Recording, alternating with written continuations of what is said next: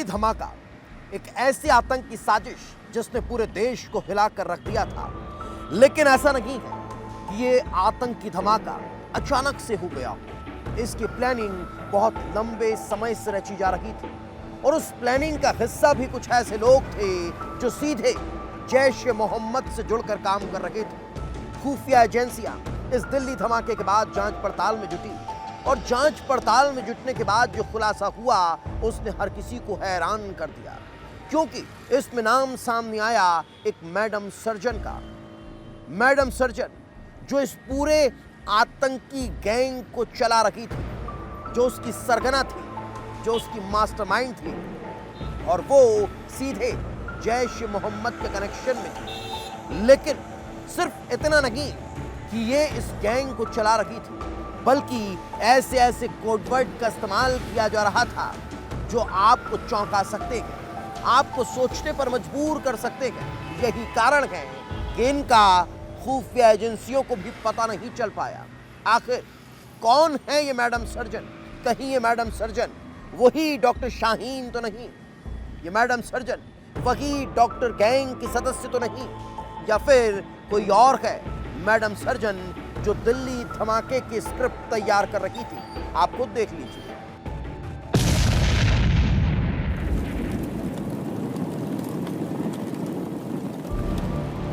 Delhi blast पर चौंकाने वाला खुलासा। जैश की हर साजिश हुई डिकोड। कौन है जैश की मैडम सर्जन? जैश के ऑपरेशन हमदर्द का पर्दाफाश।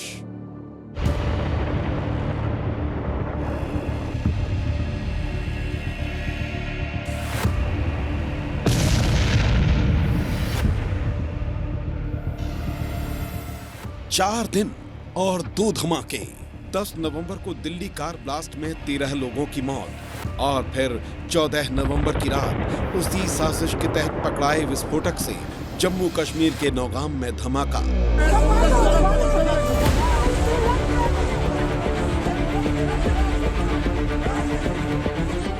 और फिर करीब 9 लोगों की मौत। दिल्ली ब्लास्ट के जख्म भरे भी नहीं थे कि नौगाम धमाके ने जख्मों को और हरा कर दिया। खुफिया एजेंसियां लगातार आतंक की इस खौफनाक साजिश का पर्दाफाश करने में जुटी हैं।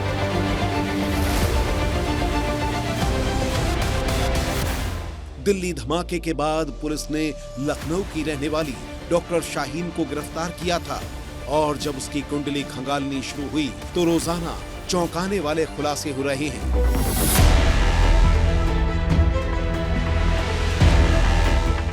क्योंकि डॉक्टर शाहीन आतंक का कोई मामूली चेहरा नहीं है, बल्कि वो जैश-ए-मोहम्मद की टॉप कमांडर है और उसकी पहचान थी मैडम सर्जन। जी हां, डॉक्टर शाहीन को मैडम सर्जन का कोड नेम दिया गया था। उसके करीबी साथी और जैश के तमाम आतंकी उसे इसी नाम से पुकारते थे।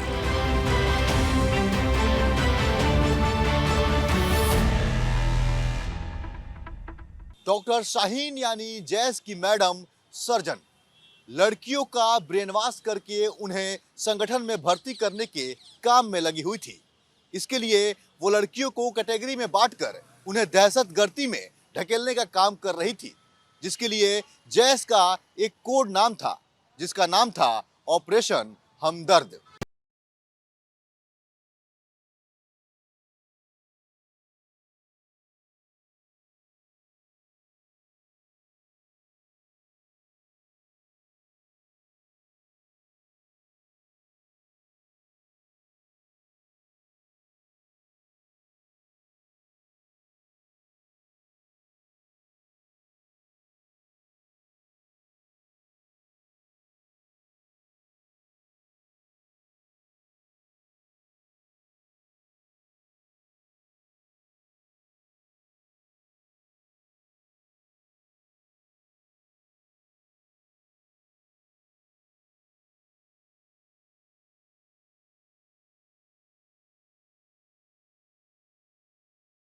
की जिंदगी का झांसा देने का प्लान। तीसरी कैटेगरी विचारों से कट्टरपंथी लड़कियां और महिलाएं टारगेट। ये महिलाएं आसानी से जिहाद के रास्ते पर आ जाती थीं। और इसी फॉर्मूले पर मैडम सर्जन यानी डॉक्टर शाहीन अंदर ही अंदर आतंक का विस्तार करने में जुटी थी। जिहादी सोच को अंदर ही अंदर फैला रही थी। जैश की महिला विंग को स्ट्रॉन्ग कर रही थी। लेकिन डॉक्टर शाहीन सिर्फ ऑपरेशन हमदर्द के तहत महिलाओं और मुस्लिम लड़कियों को दहशतगर्दी के राह पर नहीं ले जा रही थी, बल्कि देश में बड़े हमले की साजिश रच रही थी। इसके लिए डॉक्टर शाहीन ने टीम डी को भी तैयार कर लिया था, जिसको यूपी एटीएस ने डिकोड कर लिया।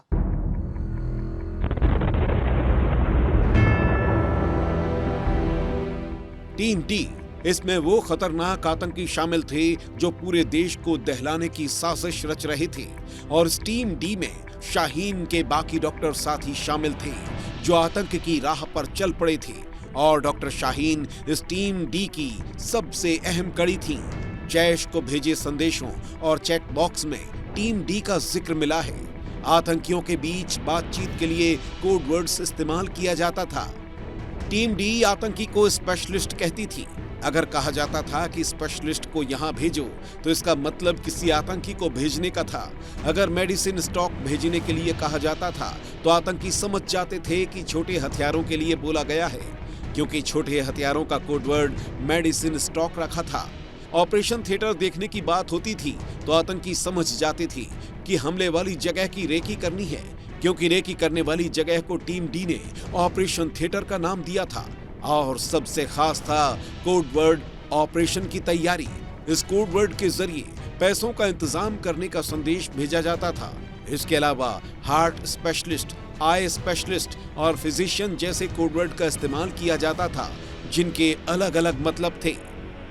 दहशतगर्द डॉक्टर्स की टीम को लेकर लगातार खुलासे हो रहे हैं। इस बीच शाहीन को लेकर बड़ी जानकारी सामने आई है।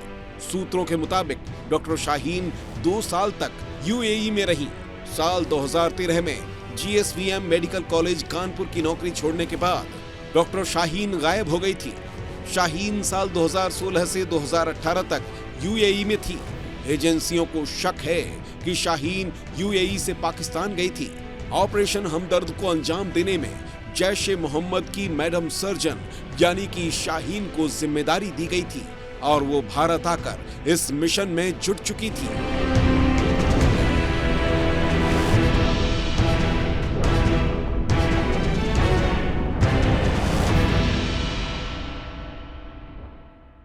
एजेंसियों का मानना है कि डॉक्टर आदिल और टीम डी सीधे तौर पे जैश-ए-मोहम्मद के शीर्ष नेतृत्व से ब्रीफ लिए हुए थी और इन्हें जिम्मेदारी दी गई थी कि ये उत्तर प्रदेश के अलग अलग हिस्सों में आतंकी गतिविधियों को फैलाएं।